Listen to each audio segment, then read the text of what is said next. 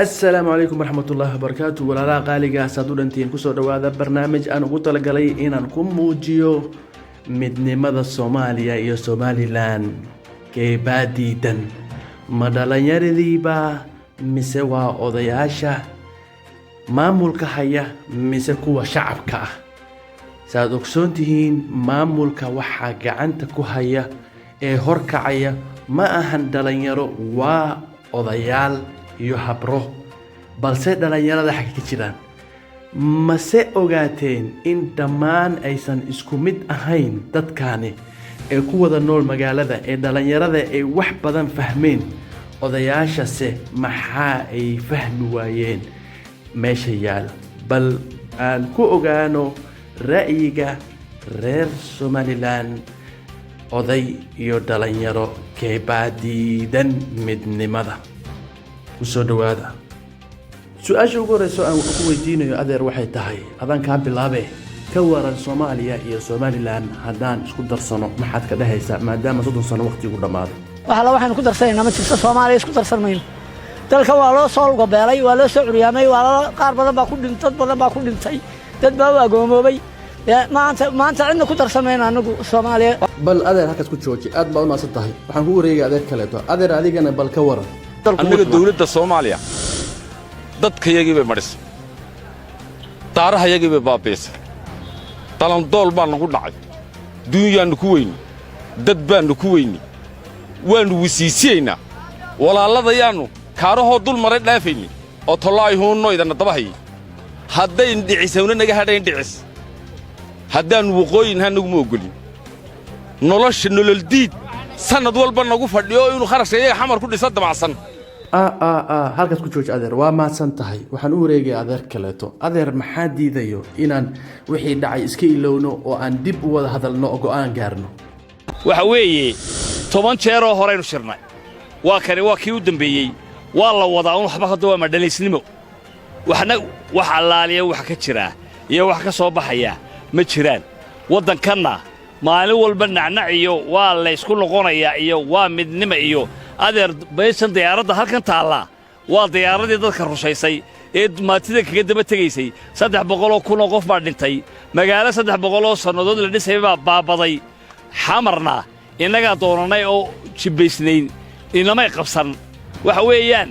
inaga Soomaali weyn oo shana dooninay socon weyday diyaaraddaasaynu ka dhaxlay in laynaysa taasaynu ka dhaxlay markaas oo sanadood bay dalka la dhisanaynay madaxweyne kasta waa loo yeedhay kolba cayn ka balaha midda kaleeto inaga shirka maxay horday inoogu jira abi bilad labaad buu doonaya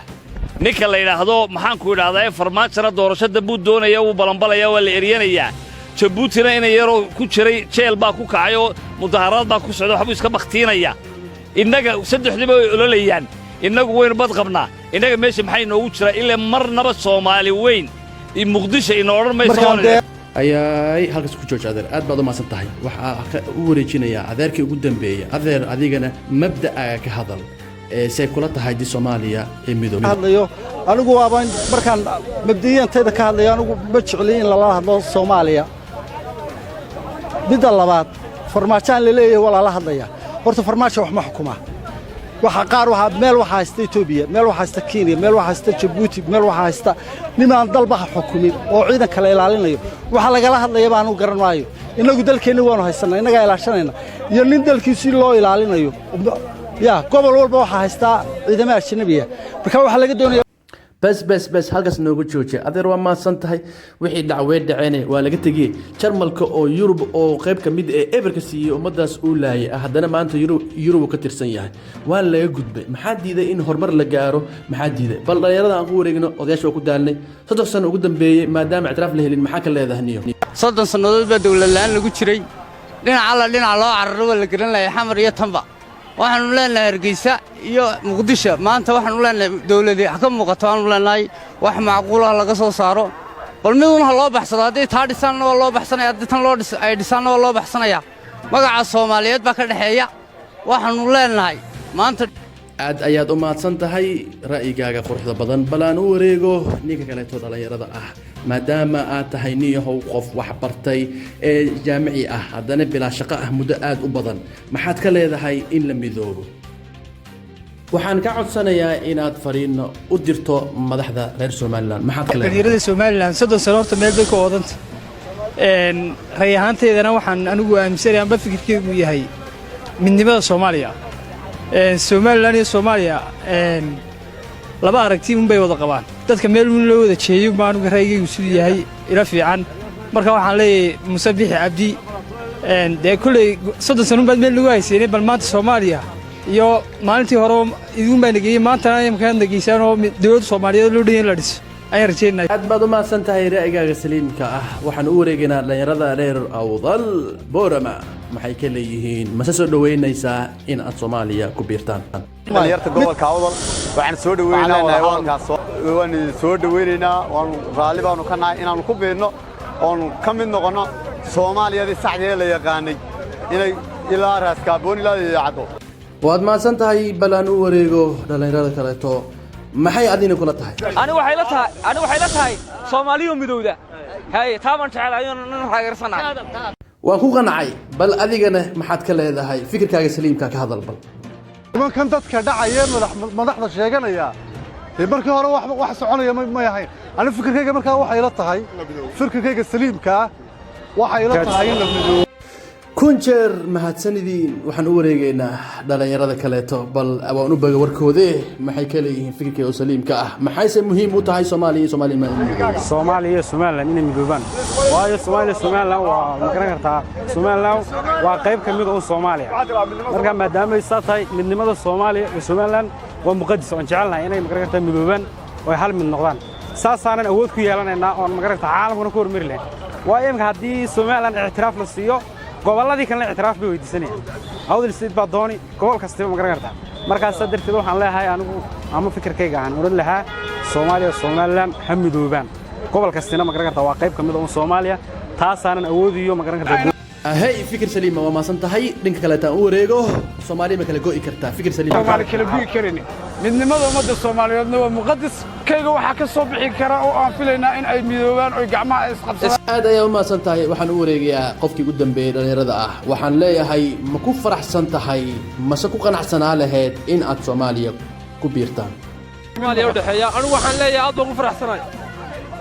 waxaan jecelahay inaan Soomaaliya israacdo aad bay ma sanyihiin dhamaan kuwaasi waxay ahaayeen dhalinyarada ka soo jeeda reer Somaliland iyo odayaasha oo ka soo jeeda Somaliland aad bay ma sanyihiin dhamaantooda oo dhiibanay ra'yigooda balse saad ku aragteen video aad soo fiirsateen oo ah farqiga u dhaxeeya dhalinyarada iyo odayaasha saad ogsoontiin odayaasha waa qorax sii dhacaysa dhalinyaradaase waa mustaqbalka bari waa mustaqbalka maanta maxaa sababay in dhalinyarada ay ogolaadaan in la midoobo Soomaaliya maxaa diiday in odayaasha ay ka diidaan cid waliba in Soomaaliya lala hadlo ama lala midoobo dhalinyarada qaarkood waxay ku hadleen in 30 sano ay ahaayeen dad ku dhex jira afar darbi kii wax barasho dhameeyay inuu iska soo safro kii kaleeta hadlana xabsiga lagu goro taasi waxaa ka hadli doono Cabdimaalik Muuse Coldoon oo xabsiga laga soo daayay waana in ku soo gudbi doonaa videogan isla hadeertan balse maxaa sababay odayaasha in ay diidaan in Somaliland ay Soomaaliya ku biirto jawaabta aan kala dhaxbaxo adinka iyo Cabdimaalik Muuse Coldoon muxuu ku soo dhax arkay xabsiga maadaama xabsigu ka mid yahay meelaha qarsoon ee cid waliba aan isha saari kareenin waxa ka dhacaya la dulmay baan kaga yimid jaalka dad dibanayaalan kaga yimid jaalka dad aan cod lahayn baan kaga yimid jaalka dad muxuu ahaayay lagu dulmay si un loo dulmay sharci loo adeegsaday shaar dawladeed loo adeegsaday shaar dhaqaale loo adeegsaday magac loo adeegsaday saaxiibo badan oo ku jira qolaalkii aan ka yimi Cabdimaalik Muuse Coldoon aad baad u maasan tahay warka waa cad yahay balse aan u wareego xildhibaanada ka soo jeeda Somaliland oo jooga Muqdisho kana tirsan baarlamaanka dalka Soomaaliya ayagase maxay aaminsan yihiin maxayse ku noqdeen ama u oggolaaday inay ka mid noqdaan xildhibaan ka tirsan ama xildhibaano ka tirsan baarlamaanka Soomaaliya balaan u daayo bal su'aal baan golaha weydiinayaa yaa Soomaaliland dawlad goboleed oo qosan yaa ii sheegi kara iyaduna iskuma taqaano aniga xagan joogaano ma aqaano idinku ma taqaanaan walaalayaal aynu ka gaabsanno dawlad goboleed kuma joogaano 4.5 ku joogaa ama dir baan ku joogaa ha khaldamin ha ahey mudane xildhibaane warkaaga waa cad yahay ballaanu wareego dhankaasi iyo madaxweynaha Somaliland Muuse Biixi Cabdi maxuu ka yiri isdhaxgalka bulshada iyo ummadda Soomaaliyeed in ay isku soo dhawaadaan ma adkeeyay misne waa uu fududeeyay balaan u daaya madaxweynaha idinka ay kaga dhaxbaxo asagoo markaasi khudbad ka jeedinayo 26 Juun maalinta xurriyadda ummadda Soomaaliyeed qofkii siyaasi ama siyaasad u taga intuu iska taga siyaasad ka qayb galay waa dambiil qaran isdhaxgalka kale wuxuu ku xidhnaanayaa inaynu nahay masalan koox ciyaari shaabta kubadda yaa la doonaya inay tagto koox waa inay tagaan iyagoo baasaboorka Somaliland sita oo dawladda Somaliland dirtay oo magaca Somaliland ku ciyaaray koox muusiga tagaysa ama ruwaad tagaysa waxay tagaysaa baasaboor Somaliland iyo calanka Somaliland iyo magaca Somaliland qof kaliya uu tagi kara qof muraadi hadduu socdo waa yeerki laakiin wixii institution ama kooxi waxay ku tagi karaan baasaboor Somaliland calanka Somaliland magaca Somaliland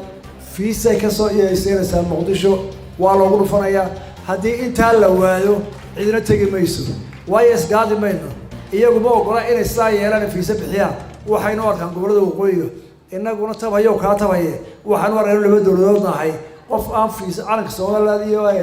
baasaboorka Soomaaliland loo fiisaynayni isugu tagi mayno warka waa cad yahay madaxweynaha Muuse Biixi Cabdi waan garanay aniga ma jawaabayo waxa u jawaabayo xisbiga mucaaradka wadani maxay ka yiraahdeen waa kana aan kaga dhaxbaxo adinka iyo Maxamed Faarax Cabdi xoghayaha arrimaha gudaha ee xisbiga mucaaradka wadani nasiib daraa oo aad umad ula yaaban tahay madaxweynaha Somaliland waxa looga fadhiyay wuxuu ahaa mujaahid qaran waxa looga fadhiyay ummadan masiirkeeda in uu meel ku hubsado oo ah qarannimada Somaliland waxa soo baxday xafladii madaxtooyada oo ku qabtay madaxweynaha Jamhuuriyadda Soomaaliya 26 Juun waxa ay noqotay sanadkani sanad ka duwan sanadihii hore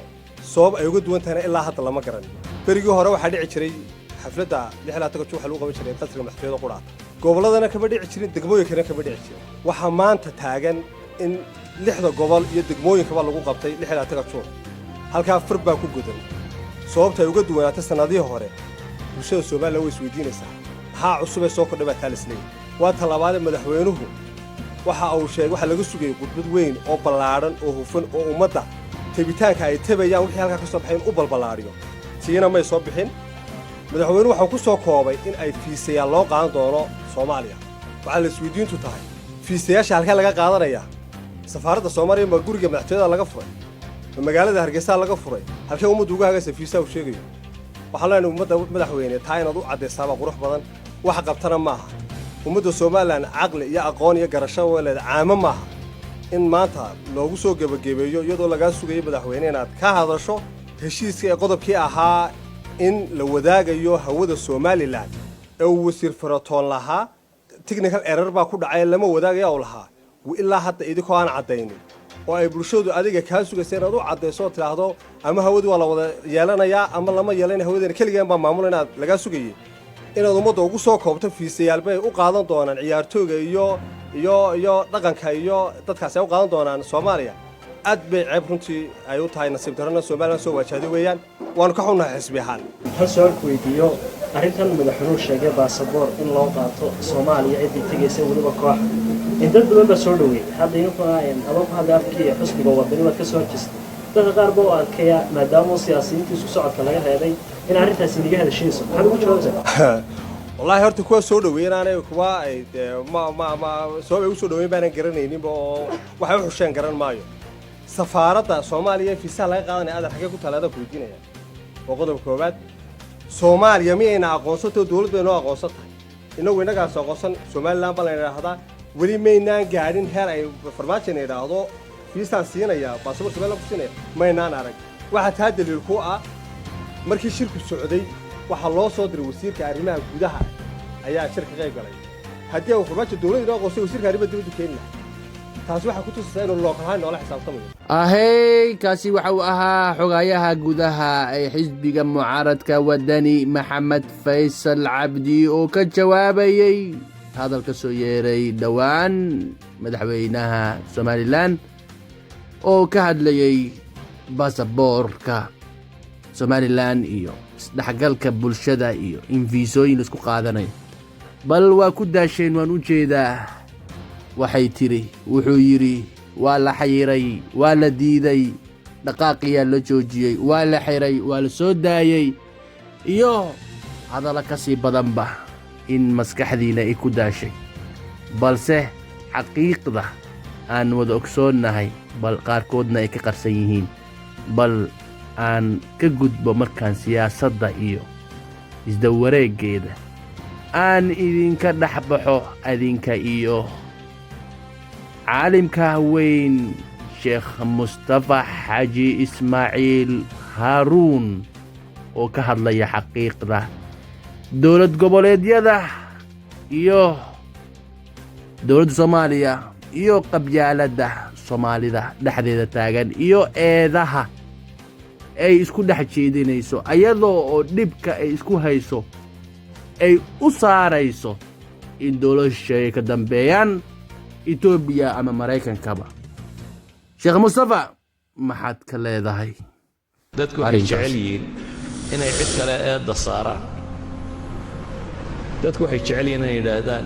etoobiya ayna jebisay waxay jecel yihiin inay yidhaahdaan gaalada aynoo tashatay oo maraykanka iyo ingiriiska mayna waxayna la rabaan baad moodaysaa iyaga ayna qaybqaybinayaan waxay jecel yihiin inay dowladaha jaarka ee china maxaa la yidhaahdaa kenya iyo kuwanba ayna baabi'iyey waxaa waxba kama jiraan run aan isu sheegno innagaa isjabinnay markaynu jabnayna waa laynaga faa'iidaystay waana sida caadiga bini aadamku u fakaro etoobiyay maxaad dantaada u raacatay soo doqonnimo maaha inaad la timaaddo meesha etoobiyay maxaad dantaada u raacatay waa doqonnimo etoobiya masaalixdeeda ilaashanaysa wixii dani ugu jirto laakiin aanay ahayd inaan maslaxaddayda ilaaliyo joojiyo etoobiya waxaan aniga maslaxadii igu jirin anay ahayd inaan dantayda ilaaliyo joojiyo kenya waxa ay waddo haddaan maslaxadii igu jirin anay ahayd inaan dantayda ilaaliyo maraykan iyo ingiriisba aan joojiyo waxay waddaan haddaan dani igu jirin nebi maxamed iyo saxaabadii markay jabeen lama odhan khaalid oo xariifa idin helayo intuu dhabarka idinkaga dhuftay dabeetana wuxuu sidaa idinla dhigay lama odhanin ee markay jabeen markay iyagu taagtiiggii nebiga khilaafeen ayuu khaalidna godoloolada arkay dabeetana wuu ka faa'iidaystay khaalid oo gaal ah ayaa wuxuu arkay godoloodalada dabeetana meeshii dalooshu ka soo dhacay dee muslimiintuu tarab u dhigay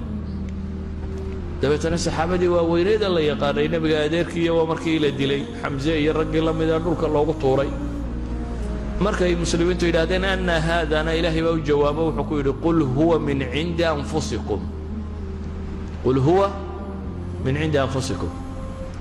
maalik ibnu nebi nin la odhan jiro caalim muslim oo dhintay ayaa wuxuu odhan jiray isticmaarku maaha mashkiladduye waa qaabiliyatu listicmaar buu leeyahy ninkii gumaysiga aqbali karaa la gumaystaa buu leeyahy gumaysigu weligii buu iska jiray cid rabtay inay cid gumaysataa waa iska joogtaye dee nin la gumaysan karun baa la gumaystaa soomaaliduna maxay yidhaahdaa miskiin baa miska la fulo leh markaad miskiinka noqoto ayaa dee dadku ku kooraysanaya markaa soomaaliya meel fog dhib bay ku jirtaa dhab weeyaan taas laakiin dhibta ma etoobiya ku haysa mise kenya ku haysa mise maraykan baa ku haya mise caynkan baa ku haya waa dhibta innagaa isku hayna innagaa isjebinnay innagaana weli isdilayna innagaana rabna weli inaynu kala guurro innagaan tuulana tuulada ku xigta heshiis la ahayn tuulana tuulada ku xigta heshiis lama aha inay ka guurtaa bay doonaysaa marka haddaynu innagu caqli keenno lagu wada noolaan karana waynu dib u noolaan karnaa waddankeenniina waynu joognaa waanaynu noolaan karnaa haddaynu caqli keeni weynana dee waa layna gumaysanayaa adeer ninkaan tashanaynin dee waa loo taliyaa carruurta yaryar ma tashan karto marka waa loo taliyaa reer galbeedku waxay idhahdeen dunida badh baa wisaaya u baahan isma maamuli karaana in la maamulo u baahan marka ergeyga jimciyadda qurmo ka dhaxaysaa laynoo soo dirayaa siduu inoola eego bal inaynu ismaamuli karra iyo waxaynu gaadhnay inay waxa saxayiin iyo dhaqaalahaynu u baahnay inaynu kolba barino dhahno askartiina wax ma helin qoladaasina wax ma helin oo la yidhaahdo fankaa laydinku darayaa projectka sanadka dambe EU-da idinku daraysa ama USAID baa laydinku daraya war dawarsi cidina kuma noolaato dadna laguma noqdo dawarsi cidina kuma noolaato dadna laguma noqdo dawarsi masaakiintaa ku dhergi lahayd haddii cidi ku dhergayso miskiinkan yaa la waxsiiyey dun hayaa imisun buu lahaa yaa la waxsiiyey marka waxaan uga jeedaa soomaaliya waa burbursantay dhibina way haysataa laakiin aniga aragtidayda dhibteedu ma aha gaal baa soo duulaye dhibteedu waxa weeyaan aniga iyo adiga iyo in adeerka iyo kaka sii dambeeyaan isdoonaynin haddaynu innagu caqligu lagu wada noolaado keenno gaaladu waxay idhaahdaan 3 dariiq baa jira oo bini aadamku uu u kala baxo bini aadamku inuu iscafiyo iska heshiiyo cid la yidhaahdo nabad waa lagu kala baxaa bini aadamku inuu musaalaxa galo win-win solution waxay gaaladu yidhaahdaan intuu isu yimaado inuu heshiiyo yidhaha war balannaan guulaysta adnaad guulaysatide adna wax ka taga annaan wax ka tago meel dhexaan isugu nimaadno hore u soconnana wuu kari karaa bini aadamku inuu garramana waa lagu kala baxaa